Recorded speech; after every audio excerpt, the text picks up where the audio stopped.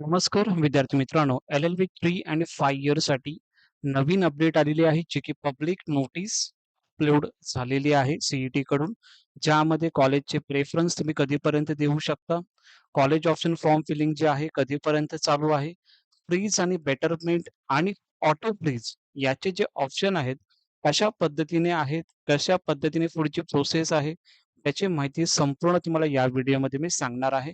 पूर्ण व्हिडिओ बघा जेणेकरून सर्व डाउट्स तुमचे या व्हिडिओमधून क्लिअर होतील आणि काही कॉलेजेस यामध्ये ऍड झालेले आहेत ते सुद्धा इन्फॉर्मेशन तुम्हाला लास्टमध्ये मी सांगणार आहे. ओके.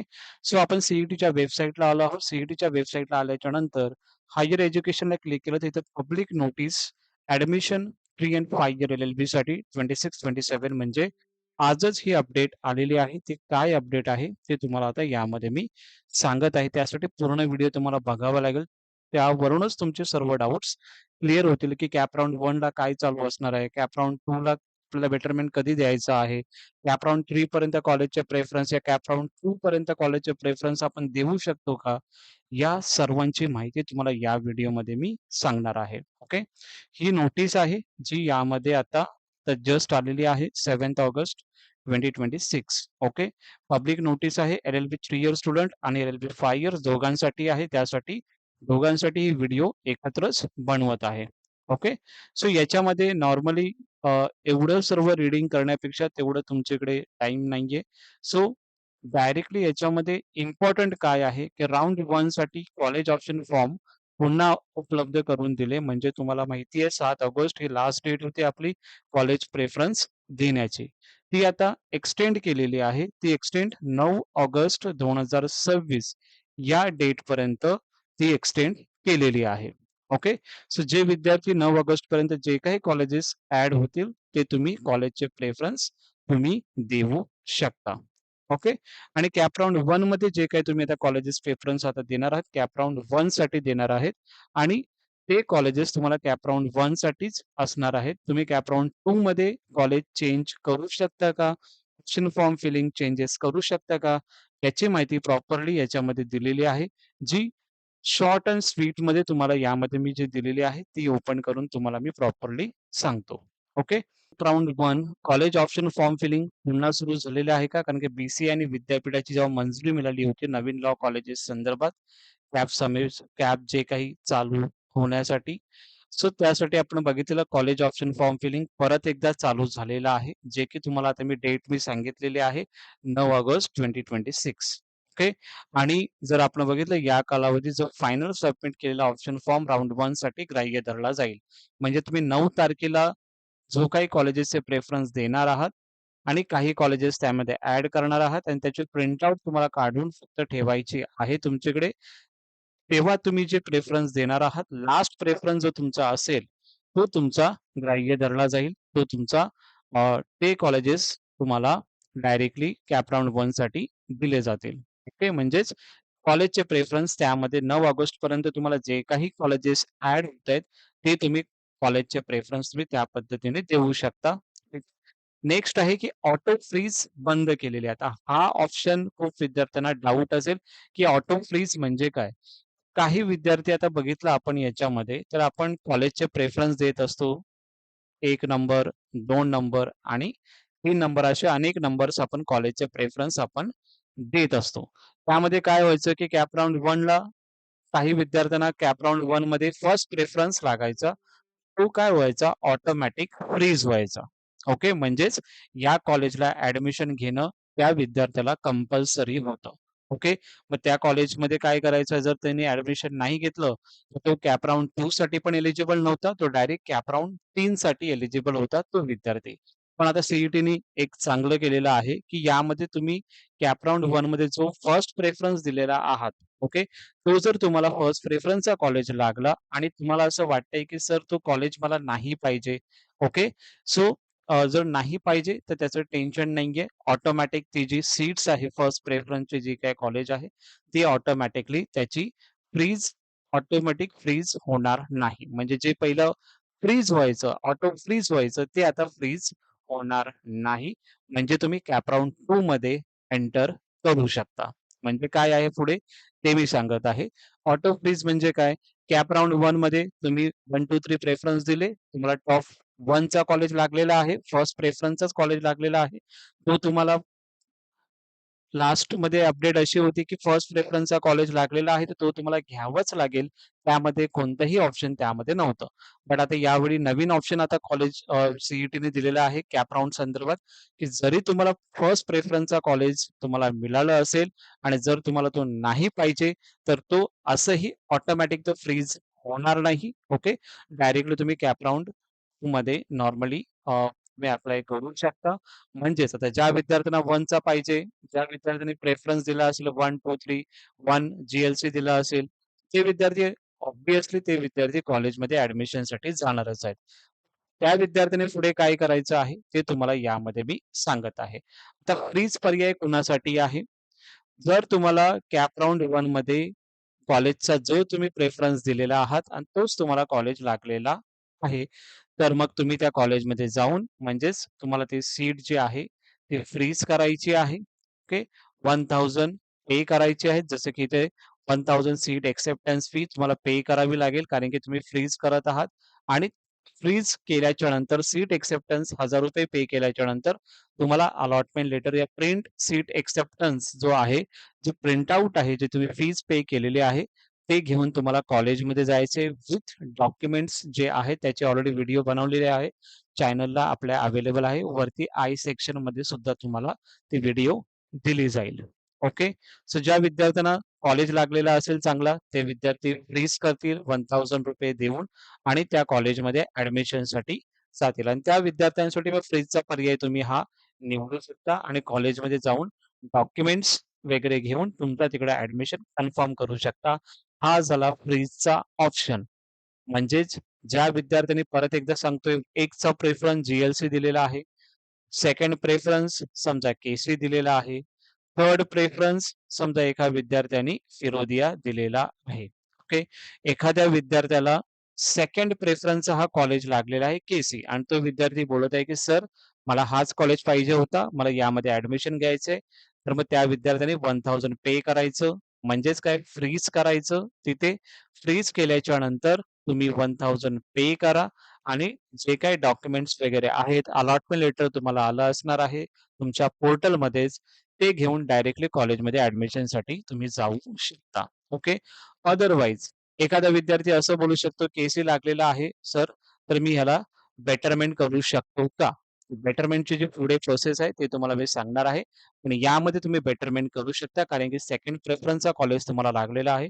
फर्स्ट प्रेफरन्ससाठी तुम्ही डेफिनिटली अप्लाय करू शकता. बेटरमेंटचा ऑप्शन तुम्ही डेफिनिटली घेऊ शकता. ओके. एखाद्या विद्यार्थ्याला जी-एल-सी लागलेलाच आहे, तर तो विद्यार्थी बोलेल, "सर मला जी-एल-सी लागलेला आहे.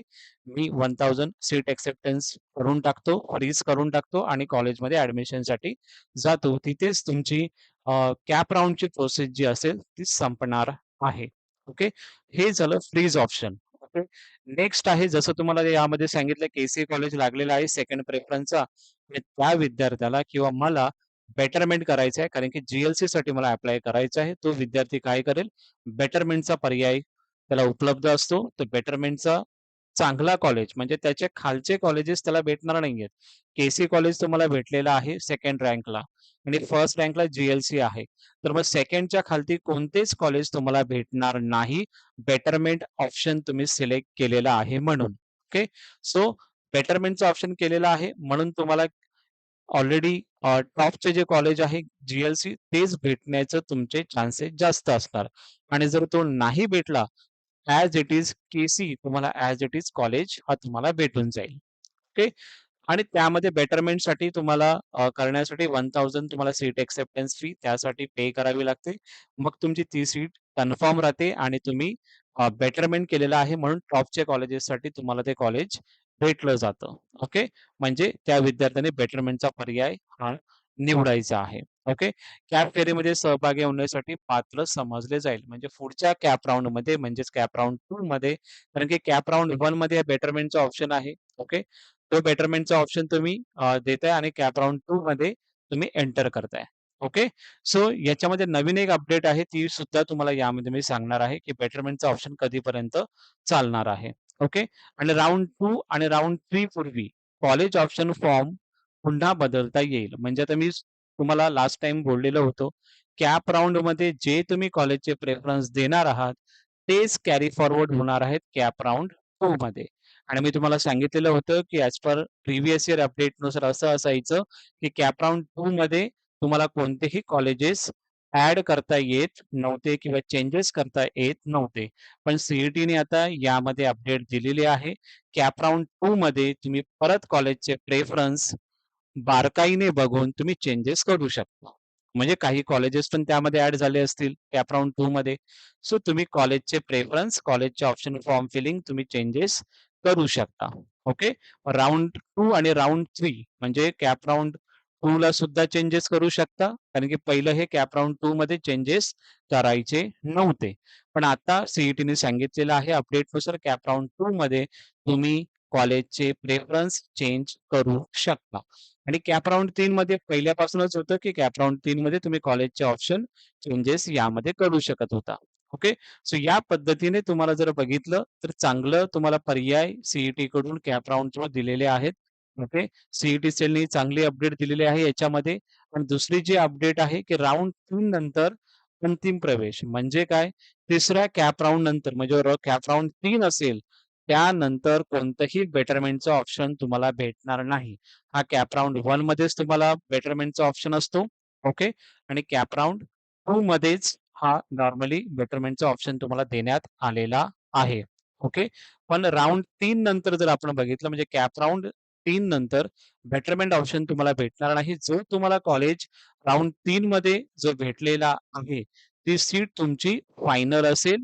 ओके. त्या कॉलेजमध्ये तुम्हाला प्रवेश घ्यावाच लागेल. म्हणजे कॅप राउंड 1 मध्ये तुम्ही बेटरमेंट केलं आणि कॅप राउंड 2 मध्ये एंटर केलं, तरी सुद्धा तुम्हाला कॅप राउंड 2 मध्ये समजा बेटरमेंट करायचं असेल, तर त्यामध्ये तुम्ही बेटरमेंट करू शकता. ओके. बट यामध्ये लिहिलेलं आहे, की तिसऱ्या कॅप राउंड नंतर बेटरमेंटचा ऑप्शन नसणार आहे. म्हणजेच राउंड 3 मध्ये, कॅप राउंड 3 मध्ये जी काही तुम्हाला भेटलेली सीट असेल, ती अंतिम असेल, ती फायनल असेल आणि त्याच कॉलेजमध्ये तुम्हाला प्रवेश घ्यावा लागेल. म्हणजे कॅप राउंड 1 आणि 2 मध्येच तुम्हाला हे बेटरमेंटचा जो काही ऑप्शन आहे, ते तुम्हाला असणार आहे. कॅप राउंड 3 मध्ये नसणार आहे. याचा अर्थ कॅप राउंड 2 मध्ये जे तुम्हाला काही सीट भेटली असेल, ती तुम्ही फ्रीज करून डायरेक्टली ॲडमिशन त्यामध्ये घेऊ शकता.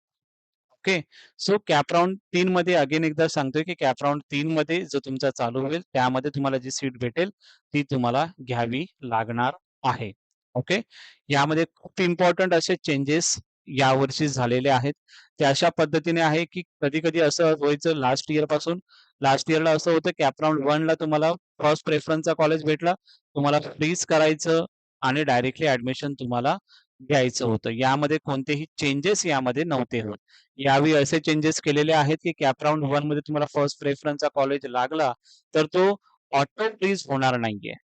ओके. तो ऑटो फ्रीज नाही होणार आहे. तो तुम्ही जर तुम्हाला पाहिजे असेल तर घेऊ शकता. ओके. नसेल तर तुम्ही कॅप राउंड 2 मध्ये एंटर करू शकता. कॉलेजचे प्रेफरन्स तुम्ही चेंजेस करू शकता. त्यामध्ये तुमच्यावरती डिपेंड आहे. Okay. Cap round next update ही सुद्धा आहे, की कॅप राउंड 2 मध्ये आपण कॉलेजचे प्रेफरन्स देत नव्हतो. लास्ट इयर, प्रिव्हियस इयर एक्सपिरियन्सचा जो होता त्यानुसार. पण आता यावेळी काय केलेलं आहे, कॅप राउंड 2 मध्ये सुद्धा तुम्ही कॉलेजचे प्रेफरन्स चेंज करू शकता. ओके.